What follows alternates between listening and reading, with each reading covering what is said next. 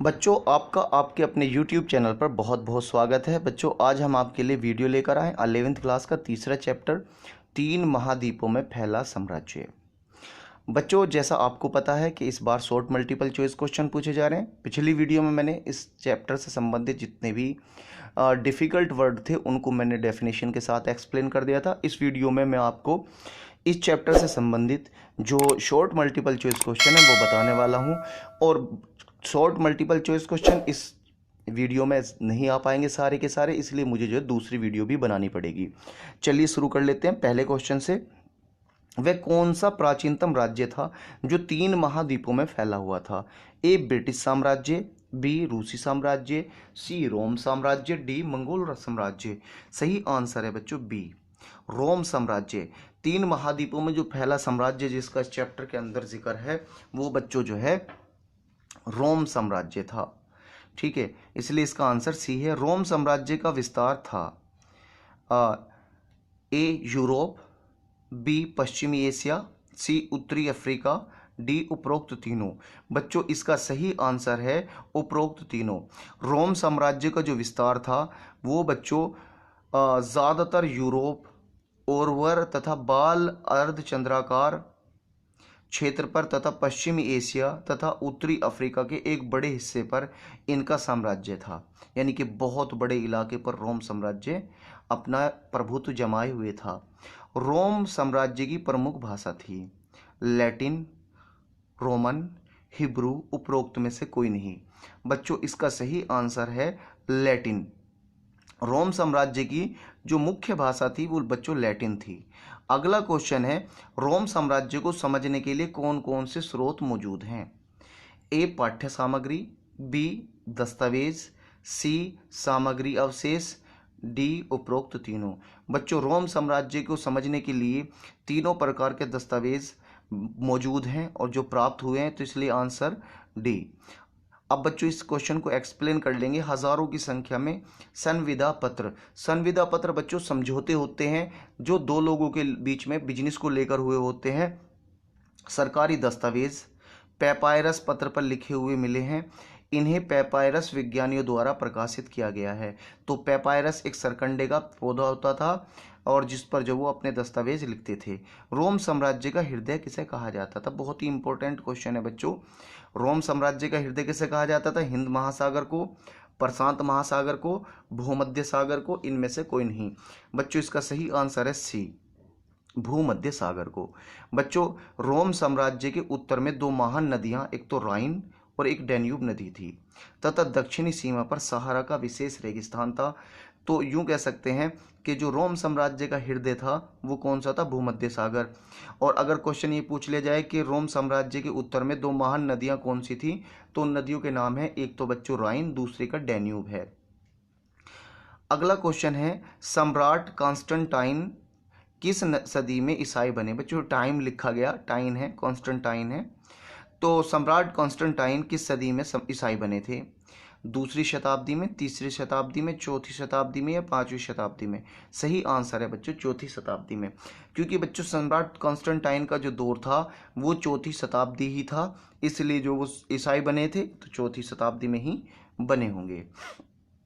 अगला क्वेश्चन है, पूर्वी अरब का समस्त क्षेत्र किस साम्राज्य का अधीन था? रोम साम्राज्य, ईरान साम्राज्य, भारत साम्राज्य। उपरोक्त में से कोई नहीं। बच्चों, इसका सही आंसर है बी, ईरान साम्राज्य।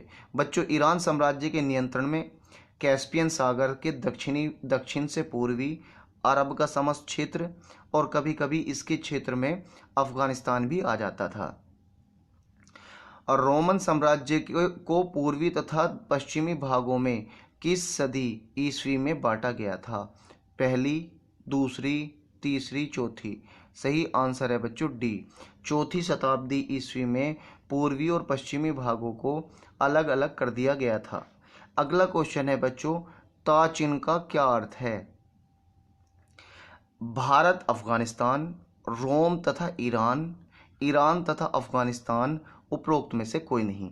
बच्चों, सही आंसर है बच्चों इसका बी, रोम तथा ईरान।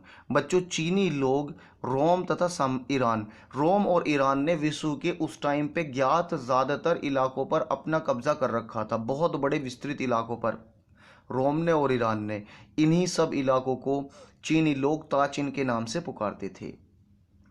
रोम साम्राज्य के सीमावर्ती क्षेत्र में कौन सी जनजातियां रहती थी? ए गोथ, बी विसिगोथ, सी वेंडल, डी उपरोक्त तीनों। बच्चों सही आंसर है डी उपरोक्त तीनों। रोम साम्राज्य के जो सीमावर्ती क्षेत्र थे उनमें गोथ, विसिगोथ, वेंडल ये जनजातियां रहती थी और बाद में इन्हीं जनजातियों ने शक्तिशाली होकर रोम साम्राज्य के पतन में एक अहम भूमिका निभाई थी। रोम साम्राज्य का परवर्ती शासन किस शताब्दी तक माना जाता है? परवर्ती शासन पहली शताब्दी तक, दूसरी शताब्दी तक, तीसरी शताब्दी के मुख्य भाग तक। सही आंसर है बच्चों रोम साम्राज्य का पूर्ववर्ती भाग, परवर्ती भाग बाद के समय में और पूर्ववर्ती भाग पहले समय में। तो ये बच्चों तीसरी शताब्दी के मुख्य भाग तक। अगला क्वेश्चन है बच्चों, रोम साम्राज्य के मुख्य बंदरगाह कौन से थे? बहुत ज़्यादा महत्वपूर्ण क्वेश्चन है ये। ए कार्थेज, बी सिकंदरिया, सी एंटियोका, डी उपरोक्त तीनों। सही आंसर है बच्चों इसका डी उपरोक्त तीनों। भूमध्य सागर के तटों पर स्थापित बड़े शहरी केंद्र थे ये, और यह बड़े नगर साम्राज्य की कर प्रणाली के मूलाधार थे। यहीं से टैक्स वसूल किया जाता था और बड़े बड़े काफिले और सामानों का लेन देन यहीं से होता था। सरकार इन्हीं शहरों के माध्यम से प्रांतीय और क्षेत्रीय ग्रामीण क्षेत्रों पर कर लगाती थी।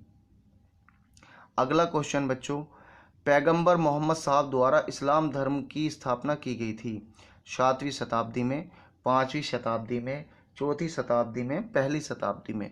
बच्चों इसका सही आंसर है ए 7वीं शताब्दी में।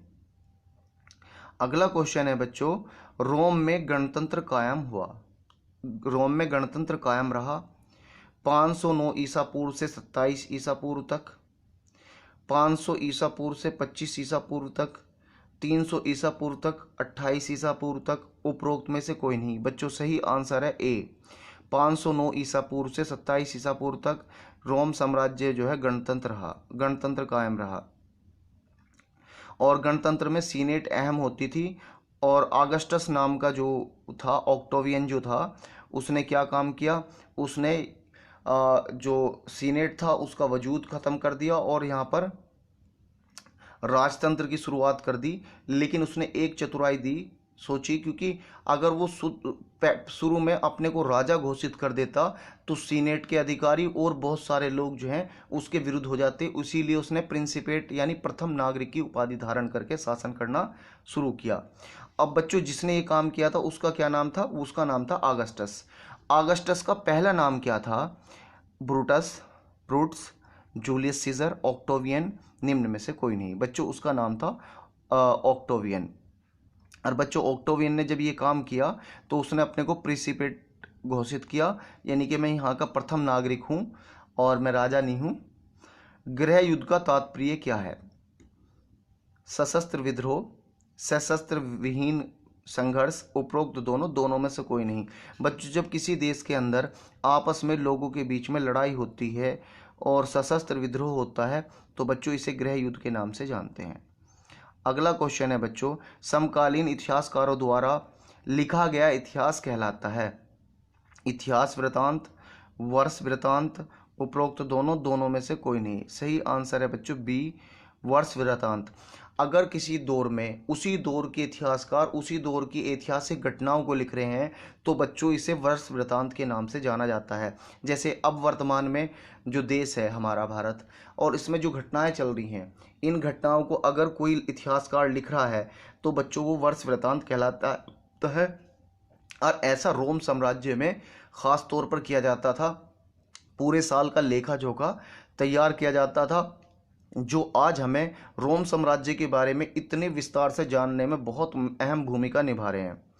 अगला क्वेश्चन बच्चों, पैपायरस पौधा पैदा होता था। जो पैपायरस का पौधा था वो कहाँ पैदा होता था? दजला नदी के किनारे, फरात नदी के किनारे, नील नदी के किनारे, डी गंगा नदी के किनारे। सही आंसर है बच्चों सी, नील नदी के किनारे पैपायरस नाम का पौधा उगता था। और बच्चों इस पैपायरस नाम का जो पौधा होता था इससे लेखन सामग्री तैयार की जाती थी। अगला क्वेश्चन है, रोम साम्राज्य को मोटे तौर पर बांटा गया था। ए पूर्ववर्ती, बी परवर्ती, सी उपरोक्त दोनों, डी दोनों में से कोई नहीं। बच्चों सही आंसर है सी, उपरोक्त दोनों। बच्चों रोम साम्राज्य को मोटे तौर पर दो भागों में बांटा गया था, एक तो पूर्ववर्ती और दूसरा परवर्ती। बच्चों पूर्ववर्ती जो था वो तीसरी शताब्दी के मुख्य भाग तक, और जो परवर्ती था वो तीसरे शताब्दी के मुख्य भाग से पांचवी शताब्दी तक। अगला क्वेश्चन है बच्चों, रोम साम्राज्य के पूर्वी भाग में अधिकतर वर्ग प्रयोग करते थे। यूनानी भाषा, लैटिन भाषा, फ्रेंच भाषा, हिब्रू भाषा। बच्चों इसके पूर्वी भाग के लोग जो हैं यूनानी भाषा इस्तेमाल करते थे। और बच्चों मैंने एक सवाल ऊपर पूछा था कि रोम साम्राज्य के लोगों की मुख्य भाषा क्या थी, तो रोम साम्राज्य की जो मुख्य भाषा थी वो थी लैटिन। लैटिन भाषा उनकी मुख्य भाषा थी, लेकिन जो पूर्वी भाग के लोग थे वो यूनानी भाषा का प्रयोग करते थे। अगला क्वेश्चन है, रोम साम्राज्य के पश्चिमी भाग के लोग कौन सी भाषा बोलते थे? ए लैटिन, बी अंग्रेजी, सी यूनानी, डी हिब्रू। सही आंसर है बच्चों ए, लैटिन भाषा। पश्चिमी भाग के ज़्यादातर लोग लैटिन भाषा बोलते थे। अगला क्वेश्चन है बच्चों, प्रथम सम्राट अगस्टस ने 27 ईसा पूर्व में जिस साम्राज्य की स्थापना की थी उसे कहते थे। ए प्रिंसिपेट, बी गणतंत्र, सी जनसंघ, डी उपरोक्त में से कोई नहीं। बच्चों इसका सही आंसर है ए प्रिंसिपेट। और बच्चों मैंने प्रिंसिपेट का अर्थ ऊपर भी बताया था, प्रथम नागरिक। और उसने ऐसा इसलिए किया था जिससे कि उससे सीनेट या मालदार वर्ग के लोग नाराज ना हो। अगला क्वेश्चन है बच्चों, तीन भाषाओं में खुदे एक शिलालेख जिसे ईरान के शासक ने खुदवाया था, वो किसने खुदवाया था? एक शिलालेख था, उसे तीन भाषाओं में खुदवाया था। ए शाहपुर द्वितीय, ए शाहपुर प्रथम, सी जूलियस सीजर, डी उपरोक्त में से कोई नहीं। बच्चों इसका सही आंसर है बी शाहपुर प्रथम। बच्चों शाहपुर प्रथम ने दावा किया था कि उसने 60,000 रोमन सिपाहियों को ख़त्म कर दिया और उसके साथ ही उसने रोम साम्राज्य की पूर्वी राजधानी एंटियोक पर अधिकार कर लिया। उसने दावा किया था कि उसने रोम साम्राज्य का जो दर्प था उसका हनन कर दिया और उस पर अपना अधिकार स्थापित कर लिया, और वो ये तीन भाषाओं में लिखा गया था।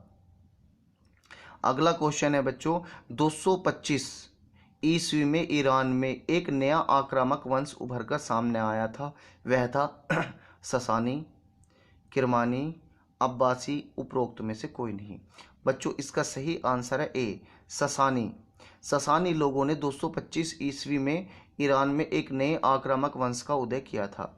अगला क्वेश्चन है बच्चों, रोम साम्राज्य के तीन प्रमुख खिलाड़ी कौन थे? ए सम्राट, बी सीनेट, सी सेना, डी उपरोक्त तीनों। बच्चों इसका सही आंसर है डी उपरोक्त तीनों। रोम साम्राज्य के जो तीन प्रमुख खिलाड़ी थे वो खिलाड़ी कौन थे? सम्राट, सीनेट, सेना। उपरोक्त तीनों। बच्चों तो मैंने बताया जो सम्राट था वो सम्राट ही था। सीनेट जब तक गणतंत्र रहा एक यूं कह सकते हैं अभिजात वर्गों का एक ग्रुप था, मालदार लोगों का एक ग्रुप था जो शासन चलाने में अहम भूमिका निभाता था। तीसरे वर्ग में सेना थी। मैंने आपको बताया भी है कि जो सेना थी वो एक अहम भूमिका निभाती थी। सेना राजा से तनख्वाह बढ़वाने, अपनी आवश्यकताओं की पूर्ति कराने के लिए, अपने पे जो चीज़ें नहीं होती थी या कमी होती थी उसकी पूर्ति के लिए अक्सर राजा के खिलाफ